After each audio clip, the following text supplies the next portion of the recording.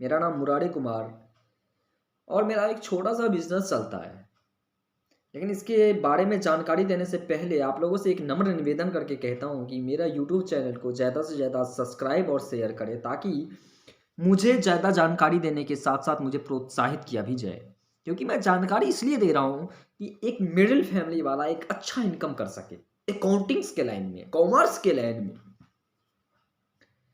तो मैं एक कॉमर्स के बारे में जानकारी मेरा एक अपना एक छोटा-सा बिज़नेस चल रहा है। बिज़नेस का नाम है एमकेएन टैक्स कंसल्टेंट जिसका 2 एड्रेस है। एक है गाज़ियाबाद यूपी का Indira nursing home Indirapuri police चौकी के बगल में, वहाँ पर मेरा एक छोटा-सा ऑफ़िस है और वहाँ पर मेरा एक एडमिन बैठती हैं।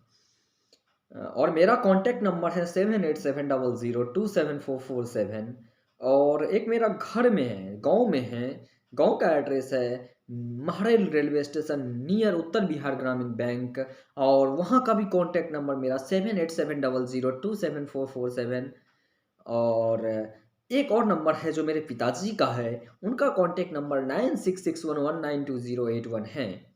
तो उनसे भी आप मेरे बारे में जानकारी ले सकते हैं। जिसको भी return file, GST return file, income tax के बारे में जानकारी और छोटी-मोटी बहुत बड़ी जानकारी लेनी हो, तो आप हमसे संपर्क कर सकते हैं।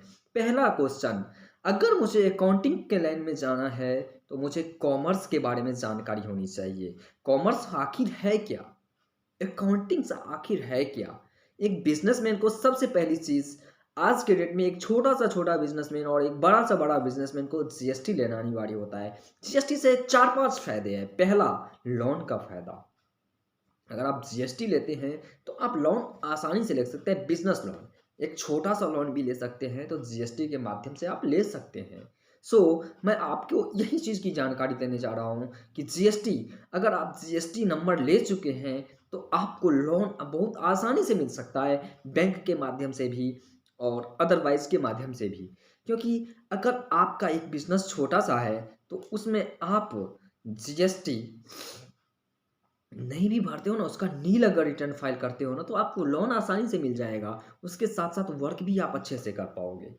तो सबसे पहली चीज़ जीएसटी। आज के एक छोटे से छोटे बिज़नेसमैन को और एक बड़े से बड़े बिज़नेसमैन को जीएसटी लेना अनिवार्य है।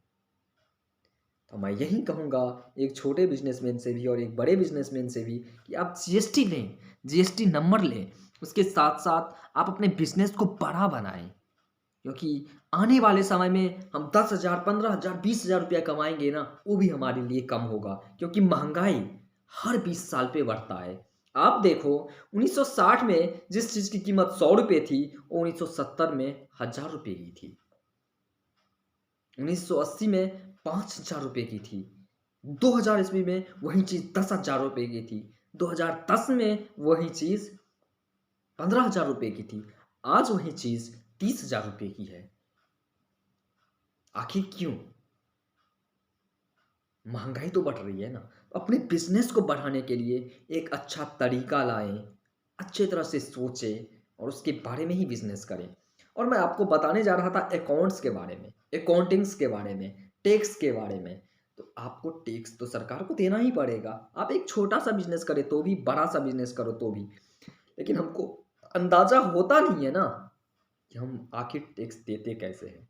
एक छोटा बिज़नेसमैन भी टैक्स देता है। अगर मैं ₹100 का एक टी-शर्ट खरीदता हूँ ना, तो वो दुकानदार को ₹80 में मिलता है, तो ₹80 में भी एक टैक्स है, वो इनडायरेक्ट टैक्स होता है।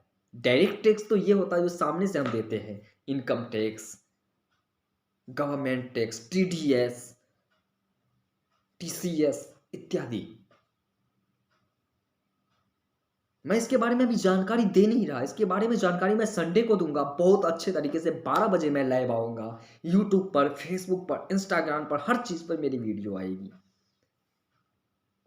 लेकिन इतना कहूँगा कि टैक्स के बारे में जानकारी अगर लेना हो, तो मुझे कॉल करें आप, मुझसे सलाह लें। मैं काफ़ी बड़ी जानकारी आप लोगों को दूँगा और अच्छे ढंग से दूँगा। क्योंकि होता है ना कि आप अगर आप पूछोगे तो मुझसे भी ज़्यादा देने की बात आती रहती है ना। तो मैं आपको बहुत अच्छे तरीके से इसके बारे में जानकारी दूँगा। जानकारी लेने के बाद आप उस चीज़ को पहल करें, समझें, उसके बाद ही उस पर काम करें। उसके बाद ही आप अपने पास एक अकाउंटेंट रखें, उसको 100 रुपये, 500 रुपये दो। 100-500 रुपये देने का मतलब है कि उससे मुझे 5,000 रुपये का फ़ायदा होना चाहिए। अगर 5,000 रुपये का फ़ायदा नहीं हुआ, तो वो 500 रुपये मैं अकाउंटेंट को नहीं दूँगा। यही सबसे बड़ी कल्पना है। आज के लिए बस इतना ही। धन्यवाद।